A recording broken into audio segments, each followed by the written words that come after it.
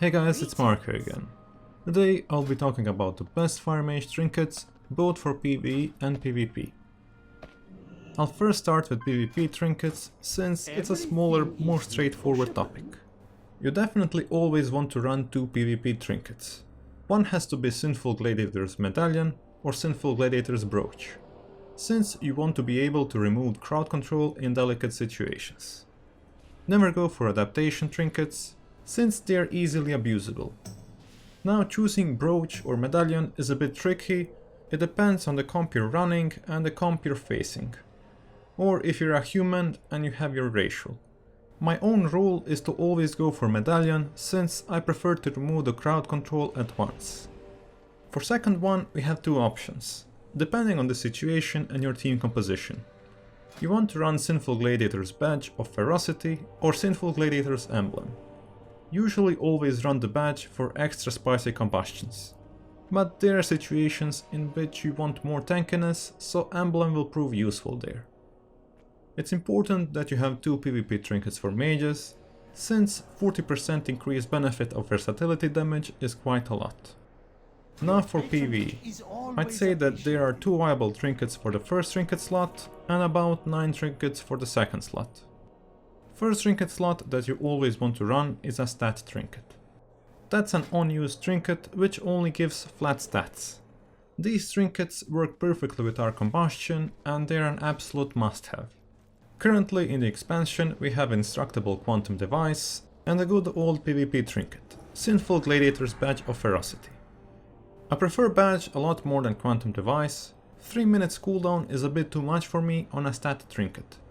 While Badge is perfect and it will line up with all your combustions. 1 minute cooldown on a trinket gives you much more versatility and you'll always have the same combustion damage.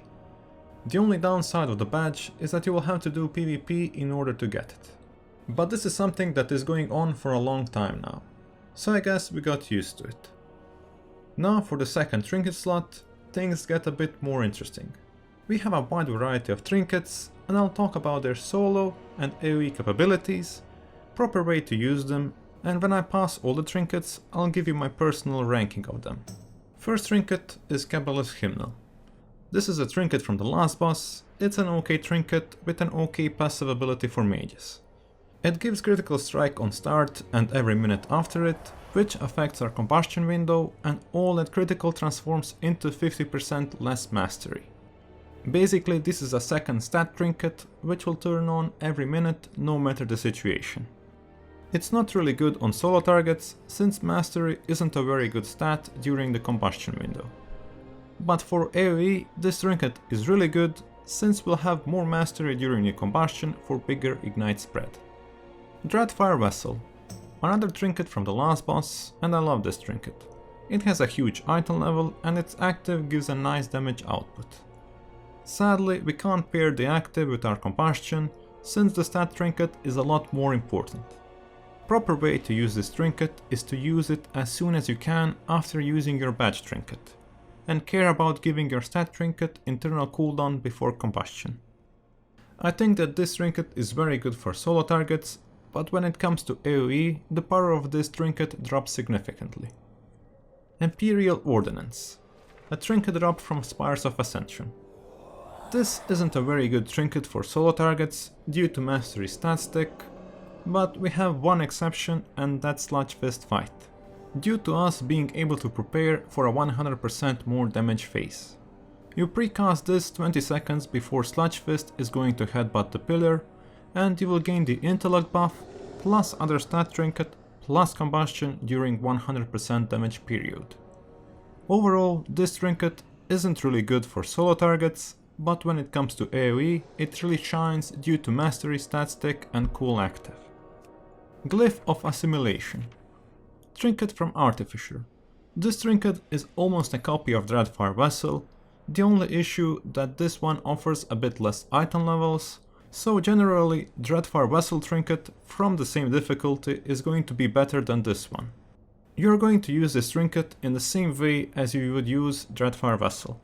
The only advantage this has on Dreadfire Vessel is that it's a bit better in AoE situations.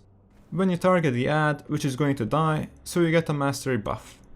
But it's impossible to pair this buff with your stat trinket and combustion, so it loses a lot of its value. Infinitely divisible ooze. This is a trinket from Plaguefall. This is a very good passive trinket for solo targets, and I always get surprised by the amount of damage this little trinket does. Its power drops significantly in AoE. Satchel of Misbegotten Minions. This is a drop from Necrotic Wake. And this is another passive damage trinket for solo targets. It's a bit worse than the last one for solo targets, but it's going to offer just a bit more damage in AoE situations. Sinful Gladiator's Insignia of Alacrity. One more PvP trinket, at least this one isn't the best one. It has a nice stat stick of haste, and the intellect proc is very nice. Sadly, we won't always get it up for combustion, so there's a bit of RNG involved into it. For solo targets, its damage isn't that high, but this trinket proves to be a lot better in AoE situations. Soul Igniter, my personal favorite trinket of the expansion. I already made 2 videos about it, and I love using this trinket. In my opinion, this is the overall best trinket for second trinket slot. It offers the most damage for solo targets from all other trinkets, since it can be paired with combustion. Mythic version of this trinket is better than mythic version of Dreadfire Vessel for solo targets. Power of this trinket drops with more targets, but it still has a damage increase in AoE situations. Currently the way I'm using this trinket is that I just tap it twice during my combustion when I have Infernal Cascade Conduit on. Unbound Changeling. Another passive trinket which offers any stat depending on food you ate. But you really want to have the proc on haste, since it's the most useful one. This trinket for me is kinda in the middle of the pack. It's good for solo targets and good for AoE, but it's definitely not the best one.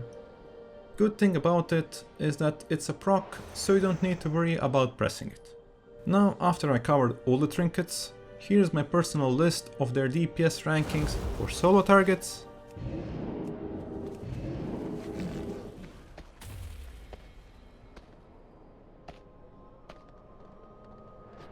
and here's my DPS ranking for AoE situations.